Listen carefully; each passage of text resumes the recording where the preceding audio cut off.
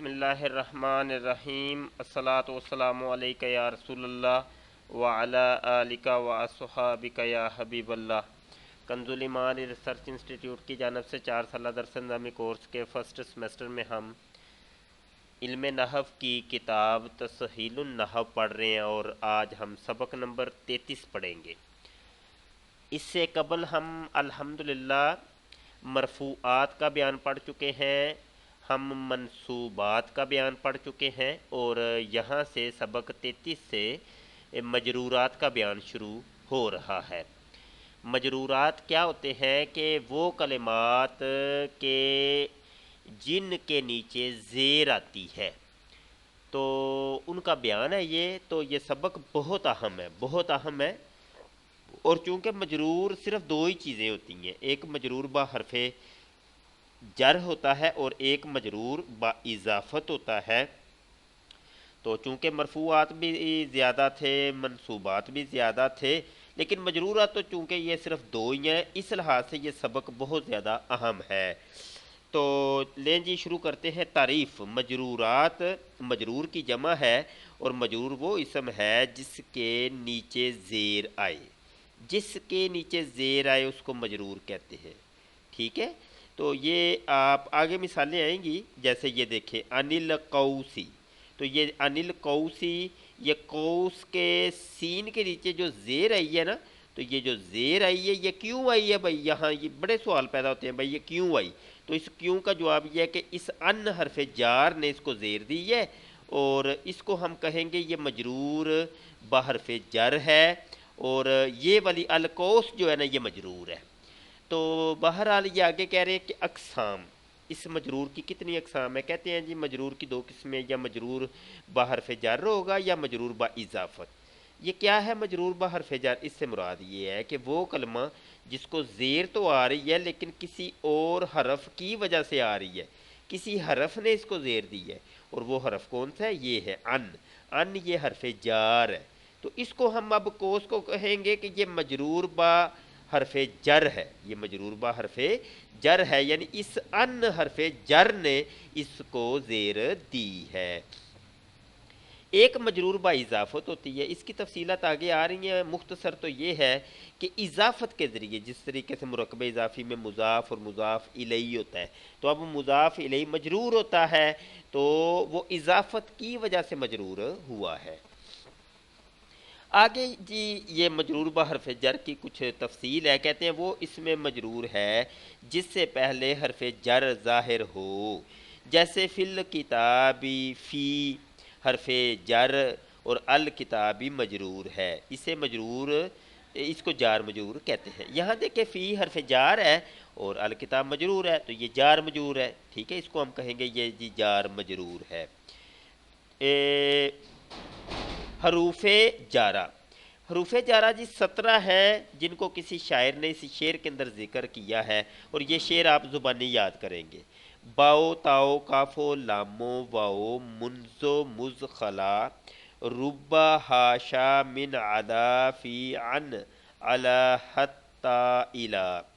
تو یہ جناب یہ 17 حروف ہیں اور اس کو آپ یاد کریے گا۔ یہاں ایک میں تھوڑی سی عرض کر دوں کہ یہ باؤ سے مراد یہ با ہے جو الف با آپ پڑھتے ہیں، اور تاؤ تا ہے، الف با تا، ٹھیک ہے۔ کافو یہ جو کاف ہوتا ہے لمبا، ٹھیک ہے، اور لام اور واؤ یہ الگ الگ ہے، بقایا یہ سارے وہ ایسے ہی ہیں جیسے یہ لکھے ہوئے ہیں، منزو مز خلا، یہ سارے جو ہے نا یہ سارے جس طریقے سے لکھے ہیں اسی طریقے سے استعمال ہوتے ہیں۔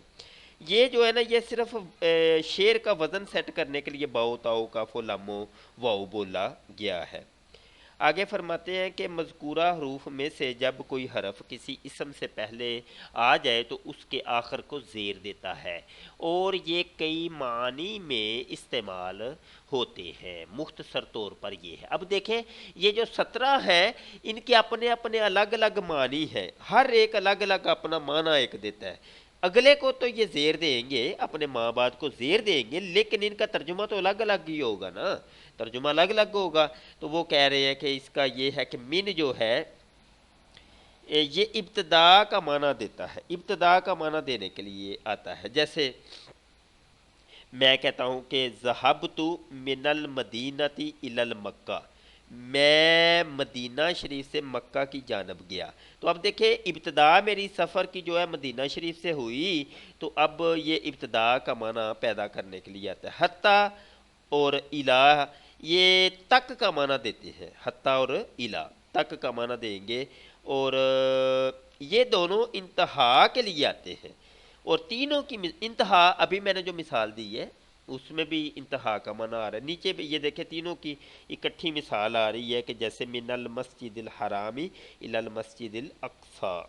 تو یہاں ذرا غور کریں کہ سفر کی میرے آقا کریم صلی اللہ علیہ وسلم کے سفر معراج کی ابتدا جو ہوئی ہے وہ مسجد حرام سے ہوئی ہے، اور یہاں من آ گیا ہے، اور اس من نے المسجدی کے دال کے نیچے زیر دی، الحرام کے میم کے نیچے زیر دی، ٹھیک ہے جی۔ یہ چونکہ آپس میں دونوں موصوف صفت ہیں، اور موصوف صفت کا اعراب ایک طرح کا ہوتا ہے، تو من نے صرف اس المسجد کے اوپر عمل کیا ہے اور اس کو زیر دی ہے۔ تو اس مسجد چونکہ یہ موصوف ہے اور اب ماں بعد اس کی صفت ہے، تو موصوف اور صفت کا اعراب ایک جیسا ہوتا ہے، اس لیے حرام کے نیچے بھی زیر آ گئی۔ اب الہ جو ہے نا انتہا کا معنی دے رہا ہے، اور المسجد الاقصی جو آیا ہے تو اس کو یہ دیکھیں یہ زیر دے رہا ہے، اور یہ تک کا معنی کر رہا ہے کہ مسجد اقصی تک، ٹھیک ہے۔ تو یہاں ذرا دیکھیں کہ الہ نے المسجد کے نیچے زیر دی ہے۔ آگے جناب یہ ایک اور مثال بھی دے رہے ہیں کہ جیسے حتیٰ مطلع الفجری، تو یہاں دیکھیں حتیٰ حرف جار ہے، اور اس نے یہ مطلع چونکہ مضاف ہے، اور الفجر جو ہے یہ مضاف الیہ ہے، تو اس نے مضاف کے نیچے زیر دے دی ہے۔ یہ عین کے نیچے آپ کو زیر جو نظر آ رہی ہے یہ حتیٰ حرف جار نے اس کو دی ہے، ٹھیک ہے جناب۔ آگے ان یہ بعد اور مجاوزت کے لیے آتا ہے، ٹھیک ہے۔ بعد یعنی دوری کے لیے، مجاوزت کا بھی یہی معنی ہے کہ یعنی یہ دوری کے لیے کسی چیز کو ایک چیز سے دوسری جگہ ہٹانا، اس کے لیے یہ آتا ہے۔ جیسے کہتے ہیں کہ رمیت السہم عن القوسی، رمیت السہم عن القوسی، اگلے صفحے پہ آ جائیں، میں نے تیر کمان سے پھینکا۔ اب یہ دیکھیں یہاں جو ہے ان جو ہے نا وہ بعد کا ترجمہ پیدا کر رہا ہے کہ یعنی یہاں سے میں نے پھینکا ہے اور وہ دور جا کے گرا ہے۔ تو علا یہ پر کا ترجمہ پیدا کرتا ہے، یہ غلبہ بتانے کے لیے آتا ہے، یعنی غلبہ کسی ایک چیز کا دوسری چیز کے اوپر غلبہ جو آ جاتا ہے، جیسے اللہ شجرتی طائر، درخت کے اوپر پرندہ ہے۔ یہ دیکھیں حرف جار ہے، یہ علا اس نے الشجرتی زیر دے دی ہے۔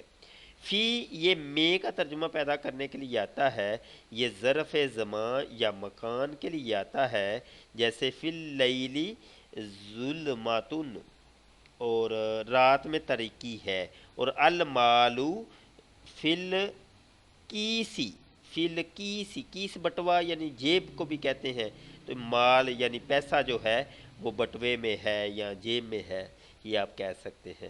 تو یہاں دیکھیں فی نے لیل کے زیر دی ہے، اور آگے فی نے یہ کیس کو زیر دی ہے۔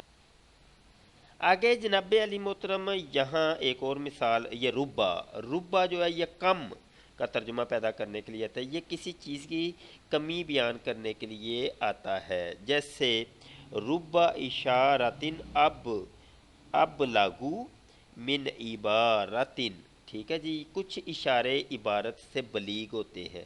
تو یہاں کچھ کا ترجمہ یعنی کمی کو بیان کرنے کے لیے آتا ہے۔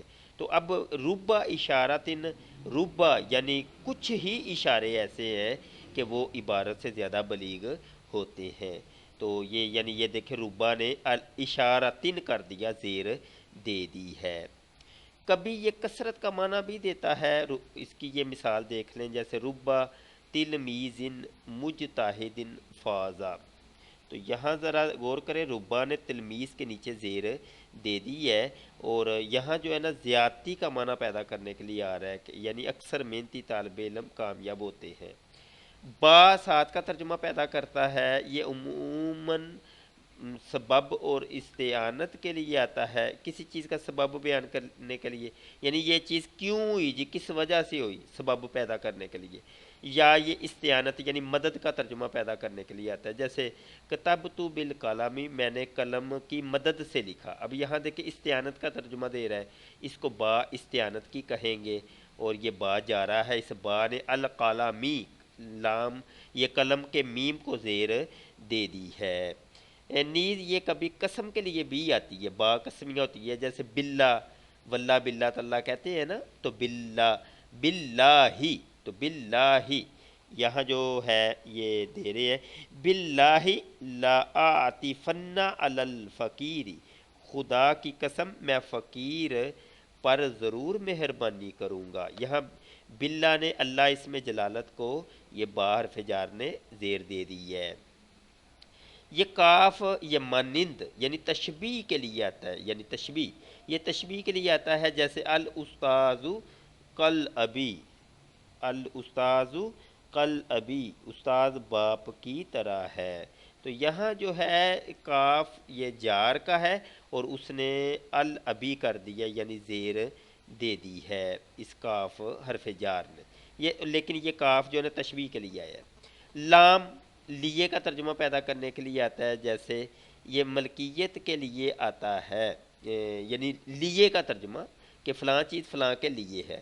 الکتاب لی زیدن، ٹھیک ہے، کتاب زید کے لیے ہے، الکتاب لی زیدن، کتاب زید کے لیے ہے۔ اب یہ ملکیت کا ترجمہ پیدا کرنے کے لیے آتا ہے، جیسے لہ الملکو، لہ الملک ولہ الحمد، تو یہاں ذرا غور کریے گا، اسی کے لیے بادشاہی اور اسی کے لیے حمد ہے، تو یعنی اللہ کی ملکیت یہاں ثابت کرنے کے لیے لام آیا، تو یہ لام حرف جار ہے اور ہو ضمیر مجرور ہے، تو یہاں چونکہ یہ اللہ تھا، یہاں اللہ تھا، اصل میں تھا یہ کلمہ للہ، للہ، تو اللہ اس میں جلالت کو ہٹا کے یہاں ضمیر رکھ دی گئی، تو یہ ضمیر اب حرف جار کے بعد کوئی ضمیر آئے گی تو وہ ضمیر مجرور متصل کہلائے گی، یہ بھی بات ذہن میں رکھیے گا۔ آگے دیکھیں جی واو اور تا، یہ دونوں بھی قسم کے لیے آتے ہیں، جیسے واللہ تاللہ، ٹھیک ہے، واللہ اور تاللہ، اکثر کہتے ہیں واللہ باللہ تاللہ، عمومی طور پہ یہ استعمال ہوتا ہے، تو واللہ تاللہ لا آتفن علی الفقیر، یہ وہ یہ اوپر والی جو مثال گزر چکی ہے۔ آگے جناب منزو اور مز جو ہے یہ کہتے ہیں یہ مدت بیان کرنے کے لیے آتے ہیں، ان سے پہلے فعل ماضی منفی ہوتا ہے، کبھی ان سے زمانہ ماضی مراد ہوتا ہے، زمانہ ماضی مراد ہو تو ابتدا کے لیے آتے ہیں، جیسے ما کلمتہ منذ الاسبوع، منذ الاسبوع، تو یہاں دیکھیں منذ یہ جو آیا ہے یہ حرف جار ہے اور اس نے الاسبوع کو یہ زیر دے دی ہے۔ تو آگے اور کبھی زمانہ حال مراد ہو تو ظرفیت کے لیے آتے ہیں، جیسے لا قابلتہ منذ ہذہ الشہر، تو یہاں ذرا ہذا الشہر، تو یہاں ذرا غور کریے گا، یہ جو ہے نا ظرفیت کا ترجمہ پیدا کرنے کے لیے آیا ہے یہ منذ۔ یہاں ایک بات میں آپ کو بتا دوں کہ ہذا الشہر یہاں اشارہ اور مشار الیہ کو آخر میں زیر دیں گے، اس منذو نے اس پورے اشارہ مشار الیہ کے آخر کو زیر دے دی ہے، تو یہ حرف جار ہے۔ اور منذ الیوم میں نے، یہ او کہہ رہے ہیں، او کا مطلب یہی ہے کہ آپ چاہے یہ پڑھ لیں چاہے یہ پڑھ لیں، دونوں میں سے کوئی ایک پڑھیں گے ترجمہ ایک ہی ہوگا۔ میں نے اس مہینے یا دن سے اس سے ملاقات نہیں کی ہے، تو یہ آگے ترجمہ لکھا ہوا ہے۔ آگے بھائی بڑھیں گے تو خلا، حاشا اور ادا، یہ تین چیزوں کا اکٹھا کہتے ہیں کہ یہ استثناء کے لیے آتے ہیں۔ استثناء تو یہ سبق پڑھ چکے ہیں آپ استثناء کا، اور اس میں بھی یہ تینوں گزرے تھے، یعنی اپنے ماں بعد کو ماں قبل کے حکم سے خارج کرنے کے لیے آتے ہیں، جیسے جاءنی القوم خلا و ادا و حاشا زیدن، کوئی سا بھی ایک یہاں بول لیں آپ جیسے میرے پاس زید کے سوا ساری قوم آئی، تو یہ جناب ہو گیا، اور آگے ہم ابھی نہیں پڑھیں گے، سبق تھوڑا سا لمبا ہے، آج یہ سبق اتنا ہی رکھیں، اس کو اچھے طریقے سے آپ یاد کریں، اور بقایا جو سبق رہ گئے انشاءاللہ تعالی ہم کوشش کریں گے کہ کل کمپلیٹ کر لیا جائے۔ کوئی سمجھ چیز نہ آئے تو آپ پوچھئے گا، اور ان کو اچھے طریقے سے یاد کریں۔ السلام علیکم ورحمۃ اللہ وبرکاتہ۔